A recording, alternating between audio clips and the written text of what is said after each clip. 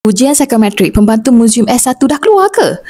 Kalau anda dapat panggilan ni, tahniah. Tapi siap-siaplah. Sebab kekosongan cuma satu je. Satu je tuan-tuan perempuan. Yang lain simpanan. Siapa yang dapat ni memang bertuah lah tahap artifak zaman Kesultanan Melayu. Untuk yang baru tahu, ujian ni akan dijalankan dari 9 pagi sampai 5 petang. Tempoh menjawab pula adalah 1 jam 30 minit. Ujian ni dijalankan secara dalam talian dan sepenuhnya berbentuk psikometrik. Jadi jangan risau, bukan kena hafal sejarah muzium dunia pun, tapi dia nak nilai sikap, minat dan nilai kerja anda. Sesuai tak untuk kerja di bawah Kementerian Pelancongan Seni dan Budaya? Antara aspek yang diuji dalam psikometrik pembantu Muzium S1 ni termasuk integriti dan tanggungjawab, disiplin dan ketelitian, minat terhadap warisan dan budaya, kerjasama dan komunikasi. Contoh soalan yang mungkin keluar, ni dengar baik-baik.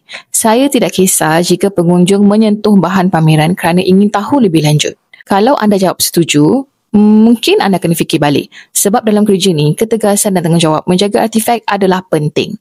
Atau satu lagi contoh, saya lebih suka bekerja dengan benda lama daripada mencuba sesuatu yang baru. Kalau anda minat sejarah dan budaya, mungkin anda akan pilih setuju. Tapi kalau terlalu tega dengan benda lama, nanti susah nak adapt dengan teknologi baru dekat muzium digital.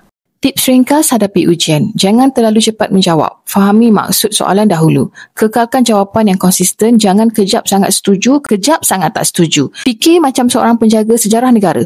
Sebab itulah hakikat kerja pembantu Muzium S1 ni. Dan yang paling penting, jawab dengan jujur tapi berpandukan logik kerja kerajaan. Kalau anda nak betul-betul bersedia, saya sangat sarankan anda rujuk bahan ni. Rujukan psikometrik khas untuk calon SPA termasuk calon pembantu muzium. Ada contoh soalan sebenar, nota, penerangan dan tips menjawab. Semua dalam satu. Klik je link di bio atau DM Cik Su untuk dapatkan. Siapa tahu anda lah calon bertuah yang bakal jadi penjaga sejarah negara kita nanti.